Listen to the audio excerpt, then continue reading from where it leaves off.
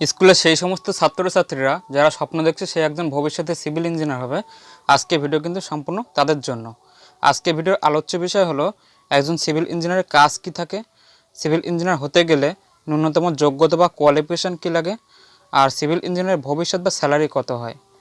তো একদম প্রথমে যেটা আলোচনা করব, একজন সিভিল ইঞ্জিনিয়ার কাজ কি।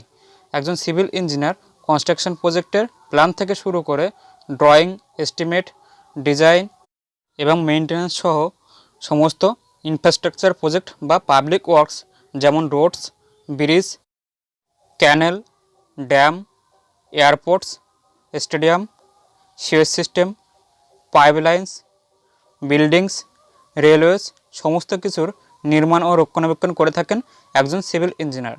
অর্থাৎ সিভিল ইঞ্জিনিয়াররা শুধুমাত্র একটি সেকশনেই কাজ করে না, বিভিন্ন সেকশনে তারা কাজ করে থাকে।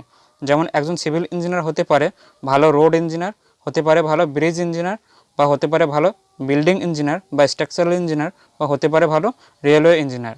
এছাড়া একজন সিভিল ইঞ্জিনিয়ার হতে গেলে কিন্তু অবশ্যই সততা থাকতে হবে ও দায়িত্বটা গ্রহণ করতে হবে। মানে জনসাধারণের জন্য যে কনস্ট্রাকশনটা আপনি করবেন সিভিল ইঞ্জিনিয়ার হিসাবে, সেটা যেন এমন না হয় যে দুদিন পরে ক্লাপস হয়ে গেল বা ভেঙে গেল এবং শত শত মানুষের জীবন চলে গেল। অর্থাৎ জনগণের জন্য সিভিল ইঞ্জিনিয়ার হিসেবে যে কনস্ট্রাকশনটা আপনি করবেন সেটা যেন দীর্ঘস্থায়ী হয়। আর এই দায়িত্বটা যেদিন নিতে পারবেন সেদিনই কিন্তু আপনি একজন প্রকৃত সিভিল ইঞ্জিনিয়ার হতে পারবেন। তাহলে এক কথায় সিভিল ইঞ্জিনিয়ারের কাজ হলো ভারতবর্ষ তথা সমগ্র বিশ্বে যত মেজর বা মাইনর কনস্ট্রাকশন প্রজেক্ট থাকে সেগুলির কনস্ট্রাকশন ও মেনটেন্যান্স করে থাকে সিভিল ইঞ্জিনিয়াররা। আচ্ছা, এবার আসবো দ্বিতীয় পয়েন্টে। এখানে আলোচনা করব সিভিল ইঞ্জিনিয়ার হতে গেলে ন্যূনতম যোগ্যতা বা কোয়ালিফিকেশন কী লাগে। তো সিভিল ইঞ্জিনিয়ার হতে গেলে ন্যূনতম যে কোয়ালিফিকেশন দরকার হয় সেটি হলো সিভিল ইঞ্জিনিয়ারিং নিয়ে আপনাকে ডিপ্লোমা কোর্স করতে হবে, যেটি হয় 3 বছরের। এটাকে পলিটেকনিক কোর্সও বলা হয়ে থাকে। অথবা সিভিল ইঞ্জিনিয়ারিং নিয়ে আপনাকে বিটেক পাস করতে হবে, যেটি হয় 4 বছরের কোর্স। তাহলে বোঝা গেল সিভিল ইঞ্জিনিয়ারিং নিয়ে ডিপ্লোমা অথবা বিটেক পাস করলে আপনি একজন সিভিল ইঞ্জিনিয়ার হতে পারবে। আচ্ছা, এবার তৃতীয় পয়েন্টে আলোচনা করব সিভিল ইঞ্জিনিয়ারের ভবিষ্যৎ বা স্যালারি কত হয়।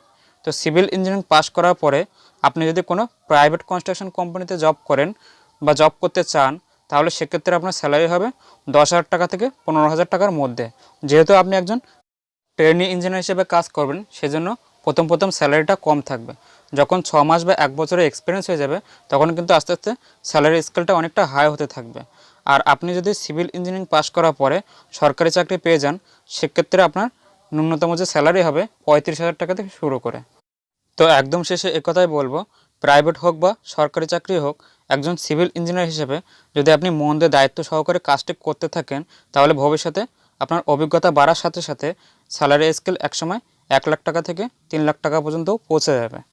সেজন্য লক্ষ্য এবং স্বপ্ন যদি আপনার ঠিক থাকে, তাহলে আপনি একজন অবশ্যই ভালো সিভিল ইঞ্জিনিয়ার হতে পারবেন।